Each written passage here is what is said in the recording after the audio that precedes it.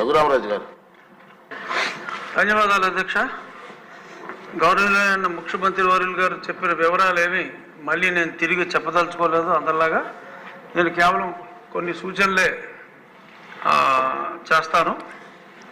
ముఖ్యంగా గతంలో 18-19 సంవత్సరంలో పెట్రోలియం ప్రోడక్ట్స్ మీద మన రాష్ట్ర ప్రభుత్వ ఆదాయం 21,914 కోట్లు. అప్పుడు తెలంగాణలో 20,300 కోట్లు మాత్రమే.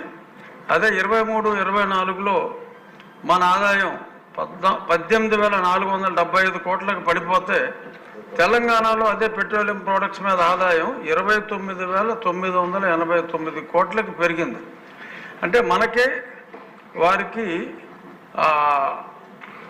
23-24లో వ్యత్యాసం సుమారు 10,000 కోట్లకు పెరిగింది.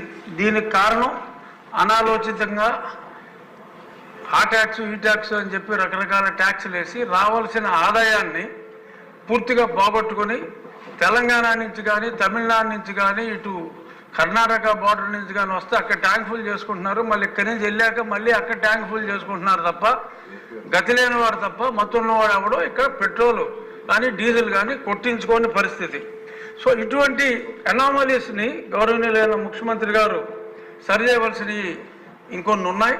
ఇటువంటివి సరి చేసుకుంటే ఆదాయం కూడా గణనీయంగా పెరిగే అవకాశం ఉంది. అలాగే మిగిలిన రాష్ట్ర ఆదాయం కూడా 18-19లో తెలంగాణ మనం నెక్ టు నెక్ ఉంటే మరి ఆయన ముఖ్యమంత్రిగా దిగిన తర్వాత రాష్ట్రం అధ్వానంగా ఎలా అయింది, తెలంగాణకి మనకి రాష్ట్ర ప్రభుత్వ ఆదాయంలో 23-24కి 1,500 గ్యాప్ ఉన్నది 45,000 కోట్ల గ్యాప్కి వెళ్ళింది. సో ఇది గౌరవనీయులైన ముఖ్యమంత్రి గారి దృష్టికి తీసుకొస్తే చాలా సవరణలు చేసుకునే అవకాశం ఉంది. ఇంకొద్ది 2 నిమిషాల్లో ముగిస్తాను అధ్యక్ష, ఎక్కువసేపు తీసుకోను. ఇప్పుడు ఈ అప్పులు ఏదైతే చూపెట్టారో 9,73,000 వరకు 73,000 కోట్ల వరకు, నేను గతంలో ఈ అప్పుల మీద సిఏజీ ముర్ము గారిని గిరీష్ ముర్ము గారిని కూడా 2 సార్లు కలిశాను. కేంద్ర ప్రభుత్వానికి కూడా ఈ అప్పులన్నీ సవివరంగా హెడ్ బై హెడ్ నాకు వచ్చిన information head by head cross verify చేసుకుంటే సుమారు 11 లక్షల కోట్ల రూపాయలు వచ్చింది. మరి ఇప్పుడు అది 9,73,000 అంటే డెఫినెట్గా గౌరవనీయులైన ముఖ్యమంత్రి గారు చెప్పినట్టు తవ్వి కొద్దీ ఇంకా వస్తున్నాయన్నారు. ఇంకా కనీసం 1,25,000 కోట్ల వరకు మీరు తప్పకుండా తవ్వవలసిన అవసరం ఉందని నేను పెద్దలకు తెలియజేస్తున్నా. ఎటువంటి అనుమానం లేదు.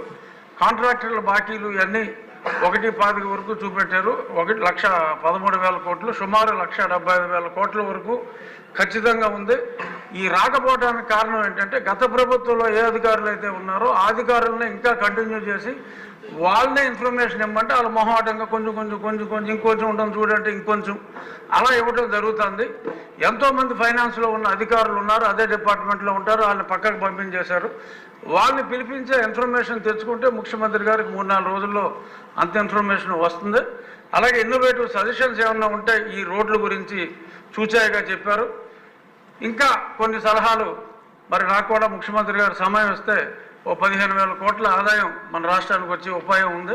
ఆయన సమయం ఇస్తే ఆయనకు అది కూడా చెప్తాను అధ్యక్ష. ఇక అన్ని విషయాల మీద మనం ఒక డీటెయిల్ చర్చ పెట్టుకుందామని ప్రతిదానికి అనుకుంటున్నాం. కానీ సభా సమయం మనం 10 దినాలు పెంచుకోకపోతే అవి మనం మాట్లాడుకుంటాం కష్టమవుతుంది అధ్యక్ష, మాటలకే పరిమితం అవుతుంది. కాబట్టి తమరు సభా సమయాన్ని ఈసారి కాకపోయినా వచ్చేసారైనా డిస్కషన్కి ఎక్కువ అవకాశం ఉండేలాగా పెంచమని మనస్ఫూర్తిగా కోరుకుంటూ ధన్యవాదాలు. బుచ్చిచౌదరి గారు.